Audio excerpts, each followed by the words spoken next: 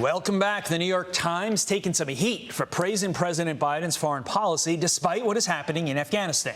The Times' analysis states, quote, in the chaotic finale of America's 20-year war in Afghanistan, a Biden doctrine is emerging, a foreign policy that avoids the aggressive tactics of forever wars and nation building while uniting allies against the authoritarianism of rising powers. Here to react, Fox News contributor Joe Concha. Joe, great to see you as always. Look, our allies, many Democrats, a lot of mainstream media have even been very critical of the Biden administration's actions in Afghanistan. Why did the New York Times decide to break from the pack and essentially print a White House press release?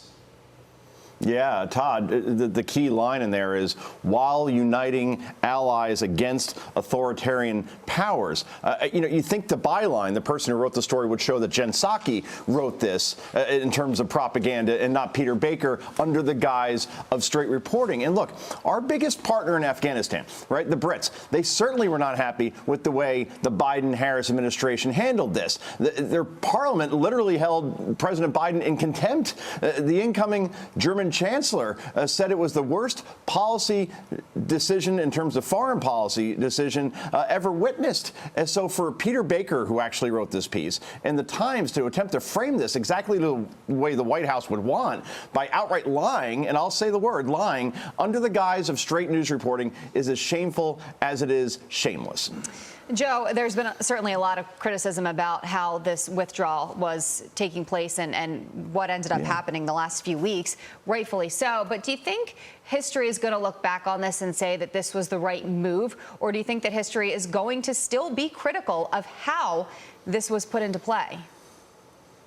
It's all about the execution, right? Many people agree that we should have gone out of Afghanistan at this point, that we've been there for 20 years, and at some point we had to leave. It was the execution that a lot of people, an overwhelming number of Americans, have a problem with if you look at poll after poll after poll. And again, three things needed to be done. And it's not Monday morning quarterbacking, in this case Tuesday morning quarterbacking, but Bagram Air Base should have been used for the evacuations instead of Kabul. That's obvious.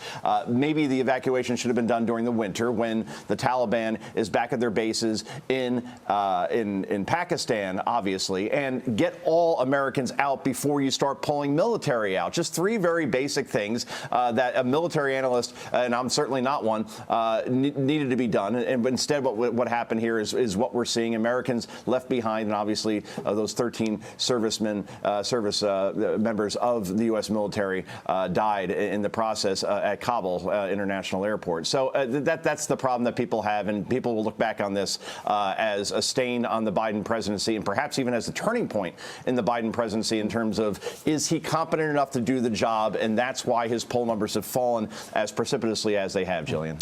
Let's switch gears here. Rachel Maddow and other members of the liberal media slam for taking the bait on a false story about ivermectin doses. Here is the original headline: patients overdosing on ivermectin backing up rural Oklahoma hospitals and ambulances. This article was then debunked. And nevertheless, we have these articles from the liberal media echo chamber, starting, of course, with Rolling Stone. That's the one making the most headlines. But let's not forget about the New York Daily News, Newsweek, Business Insider, all echoing the same things. But not to be outdone, here is Rachel Maddow tweeting out the article in question. Joe, I'm guessing there won't be any consequences for this rush to judgment and this rush to publish, will there be? Yeah, why hasn't, Todd, Rachel Maddow taken down her tweet? Many are asking this because she reaches millions of followers, yet still it's up there. And probably the reason that she's not taking it down because she knows she can mislead and push unhinged claims without any reprimand from most of her peers and from the powers that be inside her own network. No one pushed Russia collusion harder than Rachel Maddow. She's the Adam Schiff of cable news hosts. And what happened after that was all debunked? She didn't apologize. And NBC just awarded Rachel with a boatload of cash and a new contract because it's about clicks and ratings, not facts and honesty. And the fact that Twitter is allowing her tweet to stay up, it's clearly misinformation, shows you absolute bias by that social media engine. But we already kind of knew that already, right? Joe, by the way, you can Tuesday morning quarterback after a Monday night game. Just don't try and Wednesday morning quarterback because I got nothing for you then. Right. Okay? You know, Tuesday has no feel, right? Wednesday has a feel, but Tuesday, no feel whatsoever. And Fridays, I'm in love. At one point 20 years ago. Very good. The Cure.